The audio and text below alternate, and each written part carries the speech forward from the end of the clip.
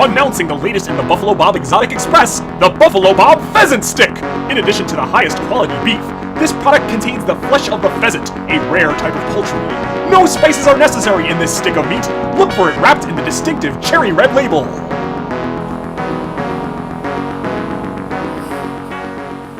Oh, man.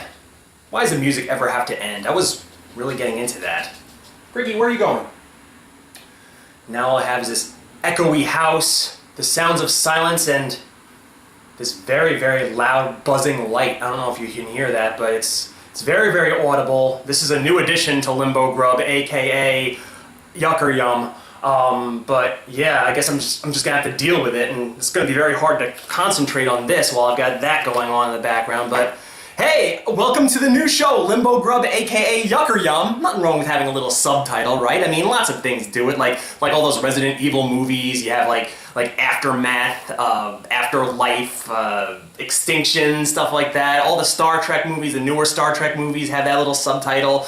Now Limbo Grub has a subtitle, just to acknowledge that wonderful little term that Ostramouse, he described to me that fateful day. I love Yucker Yum. I wish the show could be called Yucker Yum, but I realize there's a lot of fans out there who would not be cool with me changing the subtitle, the regular title of the show. So it's gonna forever be Limbo Grub. Don't worry about that. And just like we do on Limbo Grub, I'm looking right now at Buffalo Bob's, the latest in his long line of beef products. That just slipped out, but you know what? They are just that. Why they have to put beef in here is beyond me. It's a pheasant stick. You might be familiar with a pheasant. It's kind of like a peacock. Peacocks are majestic, beautiful creatures. They're very, very colorful. Pheasants as well have a certain degree of color to them, and they look like they would be delicious. I've never eaten pheasant before. And with Buffalo Bob, he's kind of skating the razor's edge with me right now. He's on very shaky ground because those first couple that I had, they all just tasted like Slim Jims. They were really, really humdrum. There wasn't really a whole lot going on.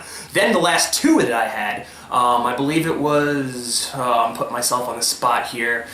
I do not remember what they were. It wasn't the alligator. I think it was the ostrich? No, the ostrich was one of the bad ones.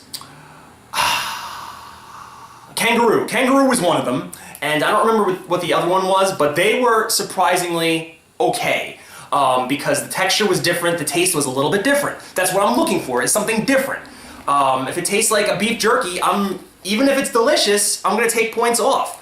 And like I said before, the minute I taste another one that tastes like a beef jerky, that's when the Buffalo Bob train has reached its final destination with me. I still have a whole slew of them in there. I've got honey ham flavors, I've got venison flavored, I've got Mexican chorizo flavor, there's all sorts of weird, like a maple duck flavor, but I won't be tasting them for the show if this one strikes out. So let me take a whiff of it.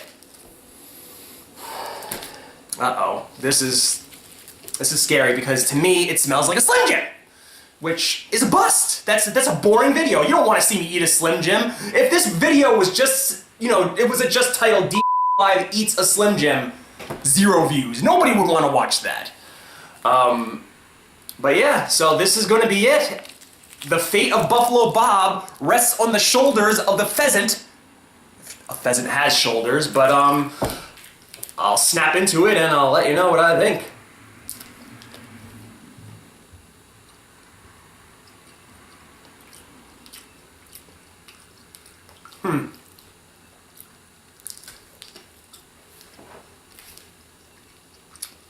Tastes like a Slim Jim. The only thing that's different about it doesn't have that little, no, it doesn't have the little weird gook in there. The only thing that's different about it is that it's a little bit drier than usual.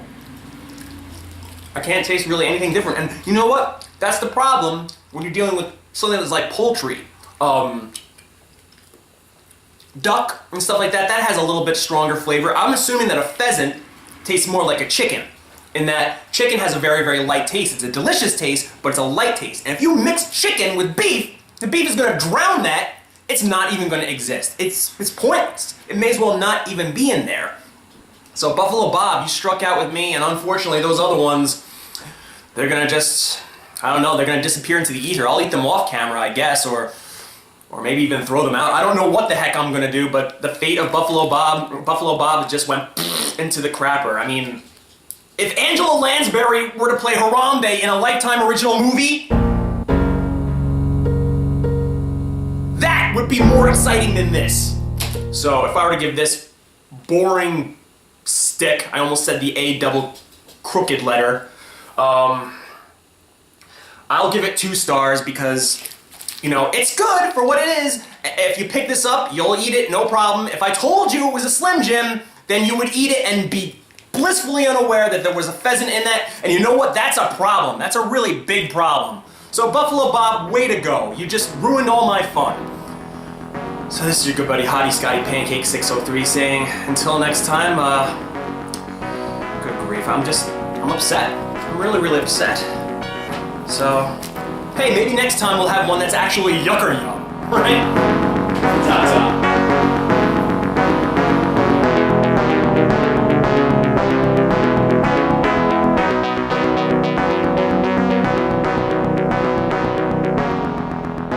Tune in to UPN 9, the home of WWF SmackDown, as well as Star Trek Voyager, still going strong to this day, Steam Pipe Alley starring Mario Cantone and Don Parton-Mio, the jabroni piece of trash, and Platypus Man, a show that Ted Fowler likes to watch while I stare at my Pearl River neon beer clock hand spin around that son of a bitch like a rotisserie chicken.